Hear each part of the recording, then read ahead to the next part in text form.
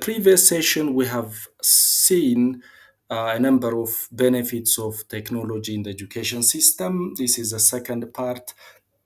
I hope this will help us to broaden our understanding around the use of technology and its importance. This definitely help us to start using in a short period of time in our classrooms and schools.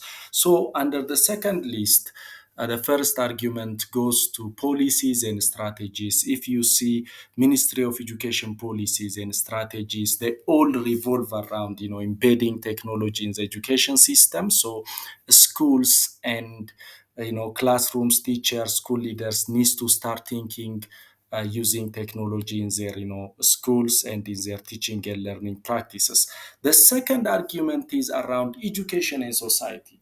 I think for me, there is a direct relationship between education and society, and education needs to respond to the demand of society in various form, in labor, skilled manpower, and in a quite lots of ways.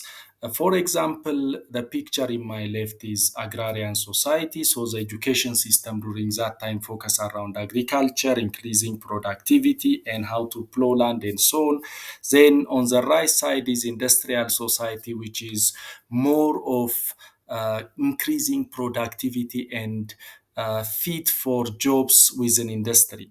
But now, the current society we are living in, the 21st century, is more of information and knowledge, and the society is infused with technology, and everything is being digitalized.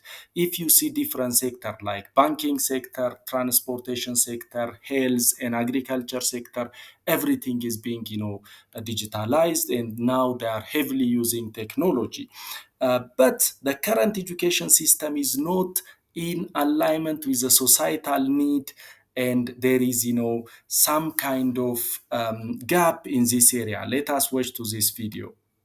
For decades, people have been finding hundreds of flaws in the education system. No conceptual understanding, no creativity, children are stressed, and the list goes on. All these are symptoms. But what is the root cause to all this? What is the fundamental flaw in the education system? Let us play a rapid fire game. You have 1 second to answer every question. Let's start. First question. A4? Okay, no more questions. Did you think Apple first? 98% of people are most likely to think so. Because that was what we were told in our kindergarten. Imagine that this was done differently. Say we had asked you for all the words starting with A, and Ace, April, apt. Different answers would have popped out of everyone's head. Do you see where the problem is? Before children start going to school, every child is unique. Every child thinks different. But the education system makes every child think the same. This is the fundamental flaw in the education system. Why did this start? During the Industrial Revolution in the 18th century, the education system was designed to make children ready to work in factories. The factories did not require people to think, but to only work like robots. So, the education system stripped children of their freedom to think and destroyed their true potential. The same education system continues even today. Only the industries have changed. A study by NASA shows that 98% of children think different before they start going to school. As they go through this education system, at 25 years of age, only 2% think different, and 98% think the same. So, how does the education system make every child the same? Let's go back to the apple example.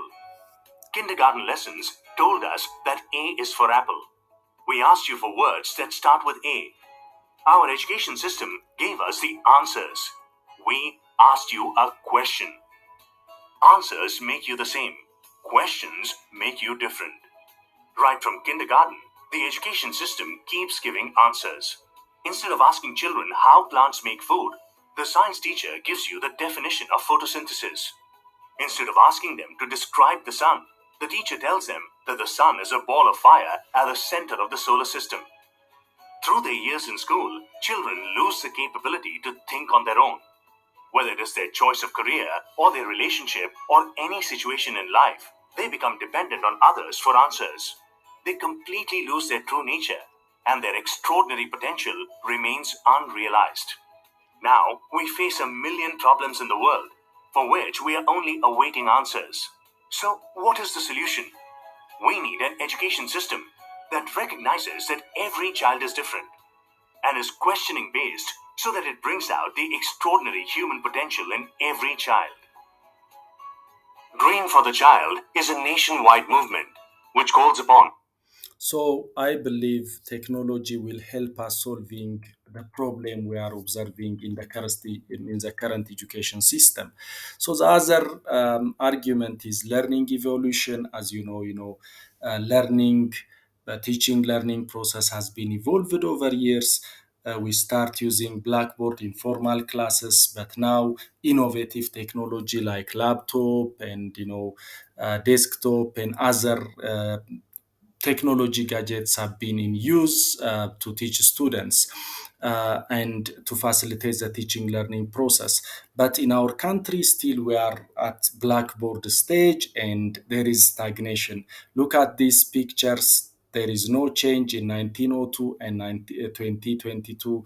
Only the color of the picture has been changed. So let us start using technology, even locally available technology, because most of the time teachers argue that they don't have available, appropriate technology, but we can start using what we have, and then this helps us to get and advance the technology and start using. But the reality in majority of our school is technology gadgets are locked in, and they are not supposed to be used for teaching, learning, support, or as a learning aid. Finally, if you see the future trend of jobs, everything is being digitalized, and students needs to start, get in touch with technology at school level, and we have to ready our young people for the job, for the demand of the society in the future. Thank you.